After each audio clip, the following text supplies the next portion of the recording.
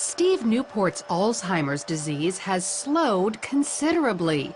Some of his symptoms even reversed, thanks to an unlikely treatment prescribed by his wife, Dr. Mary Newport, a physician who runs a neonatology ward at a Tampa, Florida hospital. She became determined to help her husband after he failed the so-called Alzheimer's clock test. He drew a few little circles and several numbers, just in a very random pattern, didn't really look anything like a clock. And the doctor pulled me aside and she said, you know, he's actually on the verge of severe Alzheimer's at this point. He's beyond moderate. So that was very, very devastating news. Dr. Newport began learning everything she could about her husband's disease.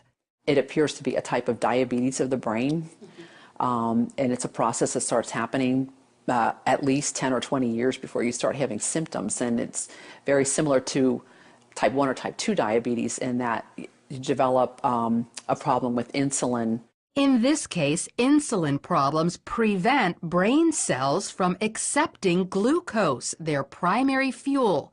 Without it, the cells eventually die. But there is an alternative fuel, ketones, which the cells easily accept. Ketones are metabolized in the liver after you eat medium-chain triglycerides, which are found in coconut oil. So Dr. Newport added coconut oil to Steve's diet. Just 2 weeks later, he took the clock test again, and as you can see, demonstrated stunning improvement. I thought at the time, was it just good luck? Was it a lot of prayer?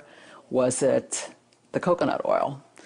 And I thought, well, we're going to keep the coconut oil going. Then 3 weeks later, he took the clock test a third time and continued to get better.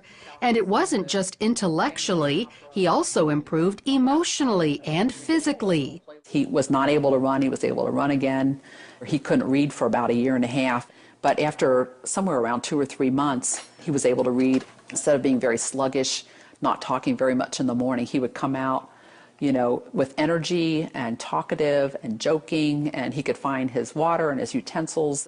Dr. Newport documented Steve's success in a book called Alzheimer's Disease, What If There Was a Cure? She received this stack of thank you letters from other people whose loved ones' Alzheimer's was helped after they followed Steve's diet. And while coconut oil is encouraging, there's actually something much more powerful. A team of biochemists led by Professor Kieran Clark at England's Oxford University have developed a ketone ester that packs a punch 10 times greater than coconut oil. It reaches quite considerably higher levels, and you can get whatever levels you want depending on how much you drink. The problem is they need millions of dollars to mass produce it. Very expensive, and so we can't make very much of it ourselves.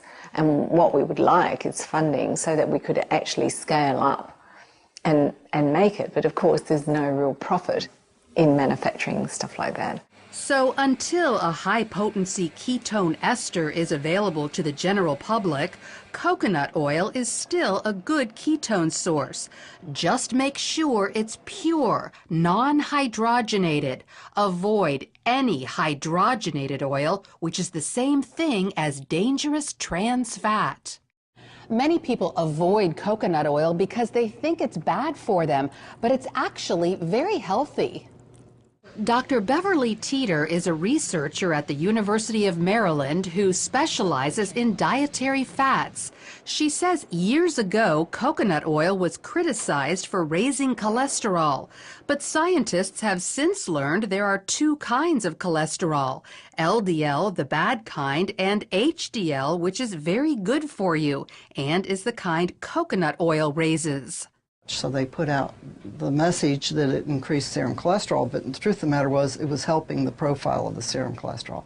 That never has been corrected in the public press, and I think that's the reason people have misconceptions about it. So not only does coconut oil improve your cholesterol levels, Dr. Teeter says the way it helps the brains of some Alzheimer's patients can be extended to people with Parkinson's disease, ALS, epilepsy, dementia, even schizophrenia and autism.